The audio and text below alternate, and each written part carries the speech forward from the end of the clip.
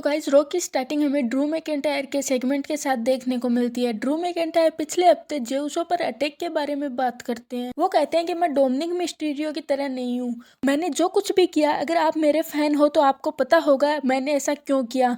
अगर आप मेरे फैन नहीं हो तो मुझे आपसे कोई फर्क नहीं पड़ता। जे उसो को मैंने उसी तरह ट्रीट किया जिस तरह से वो डिजर्व करते थे। जे उसो को लगता है कि उसके लिए मैं माफ़ी मांगूंगा, लेकिन ऐसा कुछ नहीं होगा क्योंकि जे उसो ने भी इसी तरह कई लोगों के सपनों को डिस्ट्रॉय किया था। ड्रू मैकिंटायर कहते हैं कि कोडी रोड्स ने स्मैकडाउन पर जाकर ब्लड लाइन पर अटैक किया और वो मुझसे कहते हैं कि सारी चीज़ों को भूल जाऊं। इस तरह से 2022 में मेरे देश और मेरी फैमिली के सामने मेरे हाथ से सबसे बड़ा मौका चला गया। यह सिर्फ जेउसो के कारण ही हुआ था। फैंस सोचते हैं कि मैंने जजमेंट डे को ज्वाइन कर लिया है, लेकिन ऐसा कुछ भी नहीं है। मैं वॉर गेम्स के लिए मैच का हिस्सा बनना चाहता था।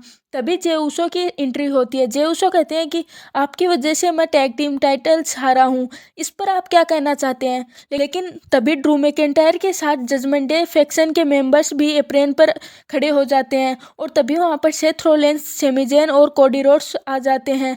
वो कुछ कहते उससे पहले ही एडम पियर्स आकर उन्हें रोकते हैं। एडम पियर्स कहते हैं कि वॉर गेम्स में अभी टाइम है, अभी कोई नहीं लड़ेगा। अगर कोई एक दूसरे पर अटैक करता है तो दूसरी टीम को इसका एडवांटेज मिलेगा। फिर एडम पियर्स बताते हैं कि ड्रू मैकिंटायर वॉर गेम्स में जजमेंट डे की टीम का हिस्सा रहेंगे और जे उसो की टीम को अभी भी एक मेंबर की ज़रूरत है और ये शो ख़त्म होने से पहले जे उसो की टीम को उस मेंबर का नाम बताना होगा। बैक स्टेज डेमियन प्रीस्ट इस चीज़ से खुश नहीं थे कि रिया रिप्ली ने उनसे पूछे बिना ही वॉर गेम्स टीम में ड्रू मैकिंटायर को जोड़ लिया, लेकिन रिया रिप्ली उन्हें बताती है कि उन्होंने बाद में इसके बारे में बात की। उसके बाद हमें रोकेल वर्सेस नाया जैक्स के बीच में मैच देखने को मिलता है और नाया जैक्स ने रोकेल पर एनाइलेटर मूव लगाकर पिन करके इस मैच को जीत लिया। उसके बाद हमें बैक स्टेज जजमेंट डे और ड्रू मैकिंटायर मिलते हुए दिखाई देते हैं और जजमेंट डे डेमियन प्रीस्ट को एडवांटेज मैच का हिस्सा बनाना चाहते हैं, लेकिन ड्रू मैकिंटायर कहते हैं कि मुझे इसके लिए मौका मिलना चाहिए और बाद में डेमियन प्रीस्ट भी इसके लिए मान जाते हैं। उसके बाद हमें बैक स्टेज जे उसो, सेथ रोलेंस, सेमी ज़ेन और कोडी रोड्स का सेगमेंट देखने को मिलता है। सेथ रोलेंस और जे उसो ड्रू मैकिंटायर के अगेंस्ट मैच के लिए कहते हैं और एंड में जे उसो का नाम साइड हो जाता है और कोडी रोड्स ने बताया कि वॉर गेम्स में 5th मेंबर के लिए वो अपने पुराने फ्रेंड को बुलाने वाले हैं। उसके बाद हमें बेंकी लिंच वर्सेस जायली का मैच देखने को मिलता है। मैच के एंड में बेंकी लिंच ने जायली के किक को काउंटर करके उन पे मैन हैंडल स्लैम लगाकर पिन करके इस मैच को जीत लिया। उसके बाद हमें डैमेज कंट्रोल और शार्लेट, प्रियंका और सोटजी के बीच ब्रोल देखने को मिलती है और सिक्योरिटी गार्ड आकर उन्हें रोकते हैं। मैच के एंड में गाइस जॉनी गार्गनो काइजर पर वन फाइनल बीट मूव देकर पिन करके इस मैच को जीत लेते हैं। उसके बाद बैक स्टेज सभी वुमेन सुपरस्टार एडम पियर्स से विमेंस टैग टीम चैंपियनशिप के लिए मैच मांगती हैं और एडम पियर्स इस बात को मान लेते हैं। उसके बाद एक चैंपियनशिप कंटेंडर मैच होता है जिसमें नेटालिया और टेगन नॉक्स ने इस मैच को जीत लिया। उसके बाद गाइस हमें द मिज टीवी देखने को मिलता है। गुंथर के बारे में बात करते हुए कहते हैं कि इससे पहले आप आकर सभी फैंस को बोर करें, मैं आपको एक बात बताना चाहता हूँ, यहाँ सभी रेसलर्स हार्ड वर्क करते हैं, इसी कारण वो सबकी रिस्पेक्ट करते हैं, लेकिन गुंथर ऐसा नहीं करते। तभी गुंथर कहते हैं कि मैं आपको लगता है कि मैं आपकी रिस्पेक्ट नहीं करता तो यह सही है क्योंकि आप एक एंटरटेनर हैं। फिर मिज बताते हैं कि किस तरह वो Randy Savage, mister perfect, Shawn Michaels जैसे बड़े लेजेंड को देखकर बड़े हुए हैं और वो अपने करियर में टॉप पर भी गए हैं और से डाउन भी आए हैं ताकि वो और ऊपर जा सकें।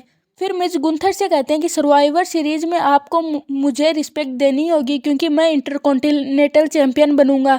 इसी बीच गुंथर मिज को धक्का दे रहे थे, तभी मिज ने गुंथर पर पंच लगा दिया और गुंथर मिज पर किक बूट लगाते हैं, लेकिन मिज गुंथर पर लो ब्लो लगा देते हैं। उसके बाद गाइज हमें बैक स्टेज सेथ रोलेंस जे उसो को ड्रू मैकिंटायर के अगेंस्ट मैच के लिए मोटिवेट करते हुए नजर आते हैं। उसके बाद गाइज हमें Chad Gabriel versus Shinsuke Nakamura के बीच सिंगल मैच देखने को मिलता है।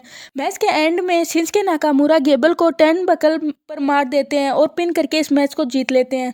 Back stage Drew McIntyre Judgment Day को जे उसो के अगेंस्ट होने वाले मैच के लिए हेल्प करने के लिए मना कर रहे थे और ड्रू मैकिंटायर कहते हैं कि वो जे उसो की हालत खराब कर देंगे और जजमेंट डे भी कहते हैं कि वो उनकी इस मैच में हेल्प नहीं करेंगी। उसके बाद बैक स्टेज सेमी ज़ेन और रोलेंस जे उसो को वॉर गेम्स मैच के लिए हाइप करते हैं, लेकिन जे के जाने के बाद कोडी रोड्स आते हैं और वो कहते हैं कि उनके फ्रेंड ने उनका कॉल उठा लिया है और वो वॉर गेम्स में जरूर आएंगे। उसके बाद हमें ड्रू मैकिंटायर वर्सेस जे उसो के बीच मैच देखने को मिलता है। मैच के एंड में गाइस जे उसो स्टील चेयर हाथ में लेते हैं, तभी जजमेंट डे वहां पर आ जाती है और जे उसो पर अटैक करने लगती है। तभी वहां पर सेथ रॉलिंस, सैमी ज़ेन और कोडी रोड्स आकर स्टील चेयर ले लेते हैं, जजमेंट डे पर अटैक कर देते हैं और उन्हें रिंग से बाहर कर देते हैं। उसके बाद ड्रू मैकिंटायर जे उसो पर क्लेमोर किक लगाने की कोशिश करते हैं, लेकिन जे ने काउंटर करके सुपर किक लगा दी और मैकिंटायर को पिन करने की कोशिश की, लेकिन ड्रू मैकिंटायर ने किक आउट कर दिया। उसके बाद ड्रू मैकिंटायर ने जे उसो को टॉप रोप से मुंह नहीं लगाने दिया और उन पर शॉक डीडीटी लगाकर पिन करके इस मैच को जीत लिया। उसके बाद कोडी रोड्स बताते हैं कि आज मैं बहुत खुश हूँ क्योंकि वॉर गेम्स के लिए हमें 5वां मेंबर मिल गया है, उसके साथ मेरी लेगेसी रही है। गाइस कोडी रोड्स ने रैंडी ऑर्टन का नाम तो नहीं लिया, लेकिन गाइस उन्होंने हिंट दे दिया है कि रैंडी ऑर्टन वॉर गेम्स में रिटर्न करने वाले हैं। आप इसके लिए कितने ज़्यादा एक्साइटेड हो? गाइस रो का एपिसोड यहीं तक का था और आपको इस एपिसोड में कौन सा सेगमेंट या फिर मैच सबसे बेस्ट लगा हमें कमेंट करके बताइए। मिलते हैं किसी और वीडियो के साथ।